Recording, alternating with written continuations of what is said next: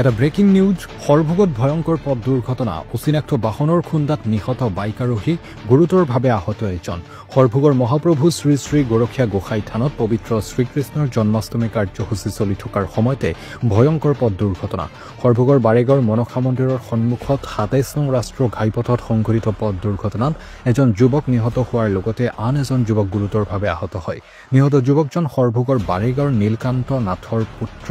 বিক্ৰম নাথ আৰু গুৰুতৰভাৱে আহত হয় বাইকখনত থকা কেতেকীবাৰী গাঁৱৰ কৌশিক নাথ নামৰ আন এজন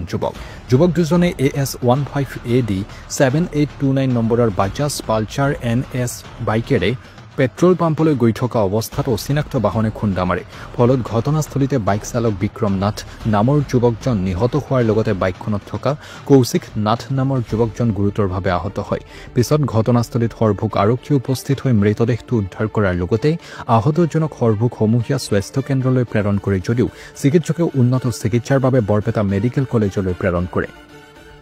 আমাৰ বাৰেগাঁৱৰ বিক্ৰম নাথ তাৰ আজি মনসা মন্দিৰৰ সন্মুখতে এখন ট্ৰাকে খুন্দাই থৈ গ'ল সি তাতে নিহত হৈ গ'ল আৰু তাৰ লগত যাই আছিল কৌশিক দাস চুমাৰঘাটৰ সিও গুৰুতৰভাৱে আহত হৈছে এখন সি ফখৰুদ্দিন আলী আহমেদক দিছে লৈ ৰেফাৰ কৰিছে ক'ৰ পৰা ক'ত যাই আছিল তাই ইফালৰ পৰাই আহি আছিল চাগে সৰভোগৰ ফালে মানে মনসা মন্দিৰৰ ওচৰতে হৈছে না সৰভোগৰ ফালে আহি থাকাতে ট্ৰাক এখনে মাৰি হেঁতে সি ডাইৰেক্ট স্পট ডেড হ'ল আৰু তাৰ লগতো কৌশিক দাস সি বৰ্তমান ফখৰুদ্দিন আলী আহমেদৰ ৰেফাৰ কৰিছে ৰেফাৰ কৰিছে